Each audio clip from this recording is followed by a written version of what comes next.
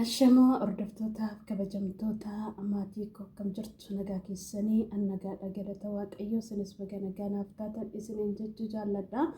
Inni nagaa keenya baay'ee kallattii hundumatti nu gargaaree guyyaa kana yeroo kana nuuf laatee waaqayyoo galatoomuu. Waaqayyoo inni nu gargaaree maqaan isaa eebbifamu isiniin jechuun jaalladha. Obboloota keenya bara kana keessa maaltu akka ta'aa jirus hin beekamu. Biyya keessaallee dargaggoonni keenya shamarroonni baay'een dhumaa jira. Akkasuma biyya ormaa keessatti illee baay'eetu du'aa jira, baay'eetu ba'ee karaatti hafaa jira. Dhugaa baay'eetu kun namatti dhaga'ama jechuudha. Yeroo ijoolleen kichuun kun karaatti hafaa jiranii du'a akka malee ba'anii karaatti hafu. Dhugaa rabbi waaqayyo namaa oolchu waan akkanaa kana. Obboleetti keenya gara waaqa deemtimo waaqayyo iddoo gaarii ishiidhaaf haa qopheessu. Egaa yeroo tokko namoonni jechuudha amma fakkeenyaaf sababii mucaan kun itti duute namni beeku tokko hin jiru jechuudha. Garuu ofiishiif of darbattee ofiishiitti akka gootee ofiishiitiin maal taate kan jedhanii akkaataa mucaan kun itti baddalamte akkaataa mucaan kun itti duute bira jiru maal arganiiti jechuudha. Ofiishiif of darbattee kan jedhu baay'ata. Arganiiru yeroo ishiin ofiishiitiif darbattu sana fooqirra arganii jiru. Rakkina garaa ishii keessaa maaltu beeka? Dhiphina keessa ishiitti maaltu hubataaf? Kanaaf otoo hin argini waan ta'e hin dubbatinaa jechuudha. Miidiyaa kanaaf jettanii fooloo barbaaddachuu immoo wantoota tokko jechuudhaaf jettanii wantoota hin argine wantoota ija keessan hin argine hin murteessinaa jechuudha. Hin faradis itti faradamaa akkuma jedhu sagalee waaqayyo waanuma namaa safarteen si safaramaa jedha. Garuu waan tokko waan hin argine sana zim jettanii akkasumaan hin dubbatinaa jechuudha. Hin argine miti waan ishiin ittiin duute sana namni beeku tokko yoo jiraate waaqa fi ishii qofa akkaataatti ishiin of darbattee jechuudha. Ishiin kaatee dubbachuu hin dandeessu garuu immoo kan falmuu fi waaqayyo jira jechuudha. Kan yeroo hundumaa namaaf dubbatu waaqayyodha malee dhugaan ijoollee keenya baay'ee dhokachaa jira jechuudha. Booneen illee akkasumatti yeroo darbe akkasuma of addeessee dhugaa ishii dhokatee hanga ammaatti jechuudha. Qananiin illee akkasidha jechuudha. Ofii isaanii of ajjeesan jedhanii amma ta'e illee abbaan manaa qananii onlaayinii irraa badee ture laayivii illee seenu maaliin jedhu. Kan boone garuu otoo ishiin ijji ishiitu hin buruqin jechuudha gara laayivii dhufee maal jedha kaayyoo ishii sana ani immoo galmaan hin gaa jedha. Garuu kaayyoo ishii galmaan ga'uun gaariidha. Garuu immoo ammanumatti jechuudha miidiyaatti ba'ee maal gochuun maal barbaachise. Kanaaf nama siin jaallanneef jettanii kaleessa argite miti kana maaltu si gubeennaan abiddaa kana sonnaan abiddaa tokkicha argite maal gochuutti deebite jedha Oromoo yeroo mammaaku. Namni tokko si miidhee taanaan nama sanarraa barachuu qabda jechuudha. Namni tokko si miidhee si dhiisee sirraa adda ba'e taanaan ooyin isa miidhuudhaaf jettee ooyin immoo isa inaafsisuudhaaf jettee waan hin taane keessa hin galinaa jechuudha. Wantoota siniif hin taane wantoota sinitti hin tolle wantoota waaqayyotti illee hin tolle hin hojjetinaa jechuudha. Obboleettiin kun amma dhugaashis akka dhokatuuf namoonni hedduun hojjechaa jiru jechuudha. Dhugaa rabbiiti jechuudha. Dhugaa namaa namni yoo dhokseeyyuu dhugaa waaqayyoo immoo hin mul'ata jechuudha. Guyyaa tokko hin tura malee hin hafu jechuudha. Dhugaan obboleetti kanaa mul'achuu hin oolu jechuudha. Sababii yeroo duraan rakkachaa turte keessatti dhiphina kam keessa dabartee iddoo kana geesse har'a immoo fooqirraa of darbattee of ajjeeste kan jedhamu kun kijibaadha. Dhugaa rabbii namni akkamitti ofiisaatii rakkina kaleessa keessa darbe sana otoo argu dhiphina kaleessa dhiphachaa ture sana beela kaleessa beela'ee otoo argee jiru akkamitti immoo isa amma miidhuu danda'a. Dhugaa rabbii rakkanne ooyin immoo haarirraan yoo ta'eyyuu miidhuun qabdu obboleettiin kun rakkina baay'ee keessa dabartee iddoo kana geesse waan ta'eefu. Dheebottee beeloftee daartee mana ijaazaa keessa ji'a meeqa waggaa meeqa yoo ta'aniyyuu rakkina sana keessa dabartee har'a iddoo kana geesse fooqirraa of darbachuun kun dhugaadhuma hin fakkaatu jechuudha.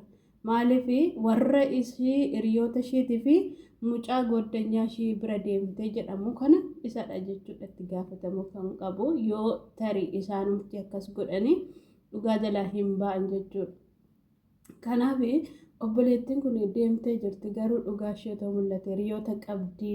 Hiriyoonni ishii kun immoo dubbachuu fi qabdu waan ishii isinitti himachaa turte icciitii keessa ishii hiriyaa jechuun akkoo mastaawutiidha.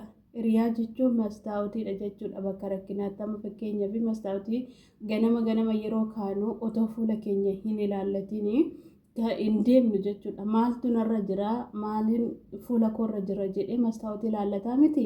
Kanaaf obboleettiin kun immoo hiriyaa jechuun mastaawutiidha waan ta'eef waan kamiyyuu isinitti himachuu dandeessi.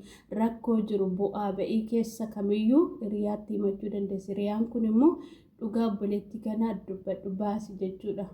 Akkaataa amma fakkeenya mucaa wajjin ol dhabde yoo ta'eyyuu ijoome dhugaa rabbii dhirri yoo deeme dhirumatu dhufame dhugaa rabbii maal taatanii lubbuu keessaa mummuustu maal taataniiti yaa dhiisu bakka yoo si dhiise yoo teesse maal rakkoo qaba yoo teesse kophaa keessa jiraatte rakkina hin qabu kun akkoo rakkoo hin qabu kophaa kee jiraachuun hin danda'ama. Yoo si dhiisee deeme immoo isa duuba akka namni tokko jiru beeki maaf lubbuu keessanitti taphattu. Lubbuun akkoo qaaliidha dhugaa rabbii akkasiin godhinaa isiniin jedha. Waaqayyo immoo jajjabina maatii ishiif firoota ishiif haa kennu. Maatii ishiitiif hangafadha jedhamee jira.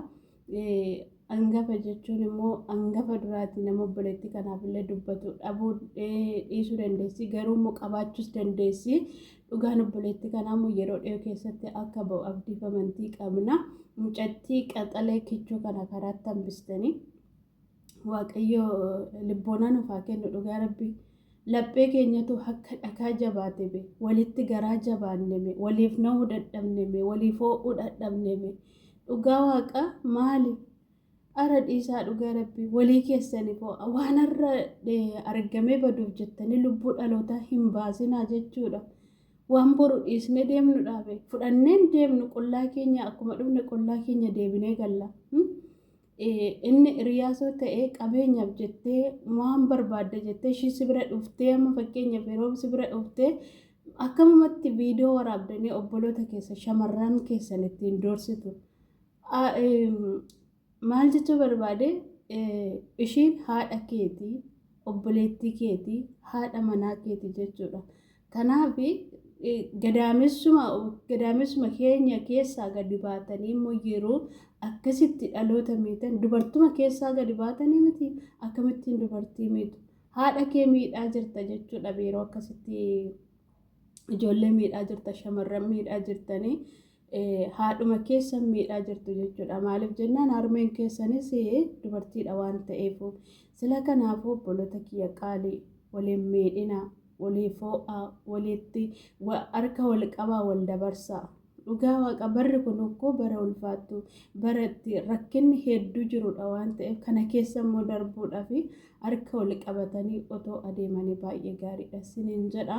Waaqayyo obboleettii keenya gara waaqa deemte waaqayyo nagaa boqonnaa gaarii isheedhaaf haa kennu. Maatii isheef illee harmee ishee obboleeyyaa ishee illee firoota ishee hundumaaf iyyuu immoo jajjabina haa kennu. Hiriyoota obboleettii kanaaf illee waaqayyo jajjabina haa kennu jenna. Amma wanti miidiyaa kanarraa jechuudha. Ani immoo wanti gaaffii natti ta'e yeroo baay'ee jechuudha. Suurri gaafa dura obboloonni keenya du'anii hin jirre gaafa namni waan tokko ta'e jechuudha miidiyaa guutuun iyyuu isuma jechuudha. Gaafa maal jedhama bitta gaafa duute fi bakka kuftetti kan footoo si kaasutu baay'ata malee kan lafaa si kaasu hin jiru jechuudha. Amma laale yeroo namni du'e bakka miidiyaan hundumtuu suura namaa poostii godhanii of jalatti poostii godhanii ashaangullitii boo'ichaa maal godhanii garuummoo gaafa namni sun jiru eessa akka jiru hin beeku jechuudha. Namni sun eessa akka jiru maal akka hojjetu hin beeku jechuudha. Yoo tokko namoonni tokko beekan malee jechuudha. Ana amma otoo fakkeenyaaf wanna jedhee namni na beeku hin jiru warroota natti dhiyaatu fi warroota na beeku yoo ta'e malee jechuudha. Garuu hundumtuu wal harkaa fuudhee bakka hau uummata girrisaa dhugaa rabbii mee akkuma girristanii ta'u amma footoo mucaa kanaa walii gadooftanii viidiyoo ishee walii ooftanii wantoo jettani akkuma irratti hojjechaa jirtan kanattis immoo dhugaa obboleettii kanaa baasisaa ka'a. Amboonis akkanumatti gir jettaniituma gaafa torbee 2 torbee 3 guutu xaxxi jedha. ammas kunis akkanuma. Kanaafuu girrisuurraa dhaabadhaatu maal akka hojjennu beekuu qabna jechuudha. Garuu eega jammartanii fiixaan baasaa jettaniituma bakka girristaniituma torbee tokko torbee lama hau jettaniituma annoo jettanii achumaan ciccin jedhina akkuma hantuuta bishaan buute. Kanaaf seeraan hojjedha. Egaa hojjechuun keessanirrallee dhugaa obboloota kanaa baasisa. Kan boontu kan mucoo amma duute kanaas ijoollee baay'eedha kan miidhamaa jiru waan ta'eef isaan kanaafillee dhugaa isaanii baasaa jechuudha. Galatuma waan na dhaggeeffattaniif.